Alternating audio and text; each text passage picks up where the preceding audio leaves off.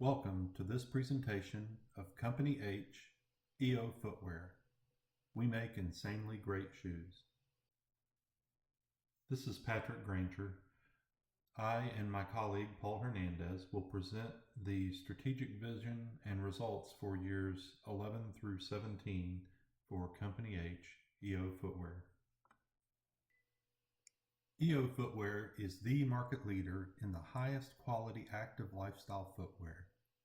EO is the Latin verb meaning go. Our product line is designed to empower everyone to go, have fun, work hard, and be great. EO shoes are designed and assembled by highly trained teams using state-of-the-art digital design and manufacturing systems and processes using the highest quality, sustainably sourced raw materials. Your feet are important. Why not buy the very best shoes that are designed and customized to fit your feet? EO Footwear works across the entire value chain with innovations that enrich the final product and customer experience. We've invested to create the industry's first digital design and manufacturing system, which allows us to customize to customer specifications by scanning their feet in 3 dimensions. EO Footwear has assembled the world's leading design laboratory focused on nothing other than building insanely great shoes. Our investments in training and systems and process optimization minimize costs due to manufacturing, distribution, and inventory. Our just-in-time inventory system has allowed us to focus on short delivery times. As we continue to offer more customized models, our customers are visiting our retailers to have their feet scanned. Once in the system, customers are even able to order from the internet with home delivery in just 2 weeks. Our competitive strategy is focused on differentiated value. Most other brands in our industry hover around an SQ rating of 5, whereas EO Footwear exited year 17 with a 9. Our intent is to achieve an SQ rating of 10 next year. Our price is higher than the industry average, but we offer a tremendous value. Our investments in efficiency and optimization are helping to keep our costs and prices low. We currently maintain 2 manufacturing facilities, one in North America and one in the Asia Pacific region. We distribute globally around the world to retailers. This loop shows the strategic group map for internet and wholesale segments spanning from year 10 to year 17. As you can see, EO Footwear, depicted as Company H in the charts, has grown and positioned itself in a differentiated position with a higher SQ rating and a moderate breadth in product line. Our 3D scanning and customized manufacturing allow EO Footwear to have fewer models with limitless variation per customer. Starting from year 10, with all companies in the same competitive space and market size, EO Footwear began making aggressive investments in our training, manufacturing systems and processes, and inventory control to have a direct impact on our SQ rating target of 10. Only Company D in year 11 had a positioning strategy similar to ours, but year 12 and thereafter, EO Footwear has dominated this particular market segment. Our continued innovations are projected to lead to significant growth in market share in the next few years. Our original strategy was to take advantage of our advanced manufacturing systems to allow us to provide low-cost, quick turnaround of private label production runs. Year 16 was very successful with this strategy. However, the uncertainty of this market makes it difficult to use in this strategic way. EO Footwear is entering into discussions with our larger retailers to offer private label fulfillment on a longer term basis. With the 3D scanning and custom runs, this should represent a significant opportunity. As seen on this chart, EO Footwear has demonstrated fairly consistent revenue growth year over year. Year 17 fell slightly due to the missed private label sales. However, our strategic fulfillment plans with major retailers should remedy this trend. EO Footwear's earnings per share has improved considerably over the last 2 years. Year 11 through 15 declines were intentional as we invested earnings back into our operations.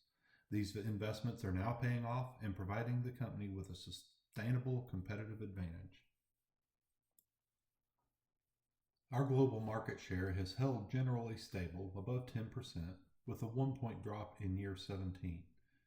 Again, our strategic private label fulfillment is projected to recover this, and new interest in our custom shoe manufacturing should foster more growth. The market has finally recognized the great buy EO footwear stock has been. Starting at $30 in year 10, our price fell through year 15. Our decision to reinvest earnings into research and development and new innovations resulted in missed analyst expectations. However, the results are now coming in, and investors priced our stock at $64.57 at the end of year 17. EO Footwear aims to be agile, adaptable, and aligned across the entire value chain and enterprise. Using state-of-the-art digital design and manufacturing processes, with investments in training and support for continuous improvement, and the ability to manufacture both high-end and value line models, our company is positioned for a sustainable competitive advantage for the foreseeable future. Thank you, Patrick. In year 11, we began by establishing standards to become an eco and employment-friendly corporation by utilizing green materials, becoming workforce-friendly and ethically sound. We also streamlined production to reduce reject rate with an assembly line upgrade, to emphasize quality, and to limit models available to command the price that we were looking for in the marketplace. This also included a decision to become fiscally responsible at the onset, to pay down any debt that had been incurred prior to year 11, as well as any debt we were about to incur with facility upgrades, etc. Also, we wanted to be able to command a price to reflect the type of quality that we set to establish in the marketplace as well. Year 11 results came in with a return on equity increase, an earnings per share increase. We began to establish that superior niche by utilizing better than average materials than the competition, and also with a slight reduction in the reject rate, which was our intention by upgrading the assembly line at the onset. Year 12 rolled around, and we decided to upgrade the facilities even further to increase productivity for future expansion, to meet future demand.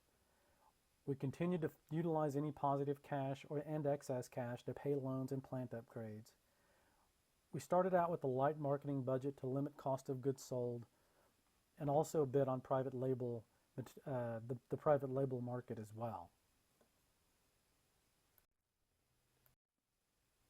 Year 12 results came in with a return on equity decrease and an earnings per share decrease, most likely due to the plant upgrades we implemented in year 12 as a decision. However, with our year 11 decisions, our reject rate started to show promise from 5.8% to 2.9%. We overbid and overproduced for the private label market, which increased our warehouse cost as well as our cost of goods sold, and more than likely contributed to our reduced return on equity. Year 13, going forward, we reduced our internet price, we kept our wholesale prices firm, we began to adjust our regional pricing per exchange rate to suit those markets better, and we also had a slight marketing increase there as well.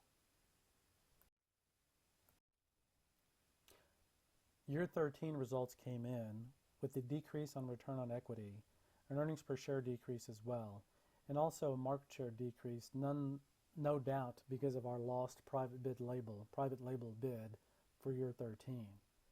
Our credit rating maintained an A status due to paying down debt as we incurred it.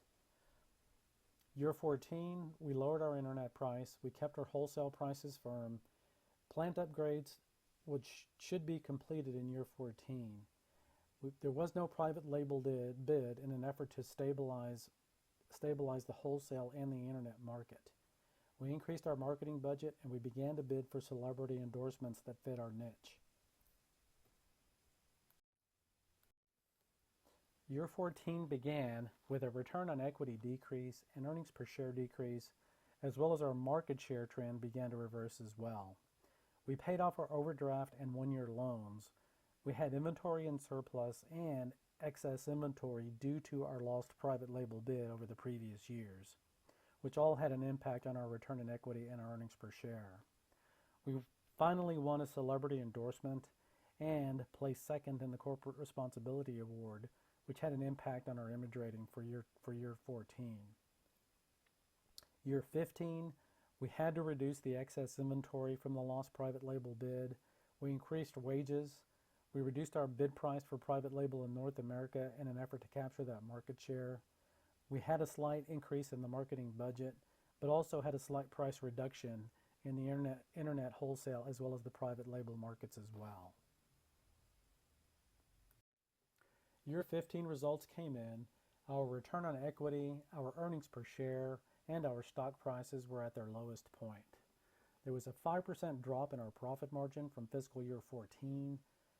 However, we did have a 3% increase in global market share, both due in part to our drop in prices from the previous year.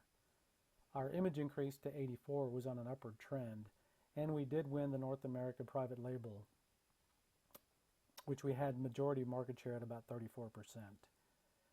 Year 16, we had to get more aggressive on private label bid for North America and Latin America. We increased our marketing budget even further. We sought out additional celebrity endorsements, and our intention was to increase our SQ rating for year 15 to 16. Year 2016 results. There was a 7% increase on return on equity. Our earnings per share increased from $1.42 to $3.54. We established an SQ rating of 9. We had 2 celebrity endorsements on contract. Our stock price increased from the previous year by $31.44. We also had an image rating increase to 91. We also won the Bullseye Award for that year for being on target as part of our 3-year plan.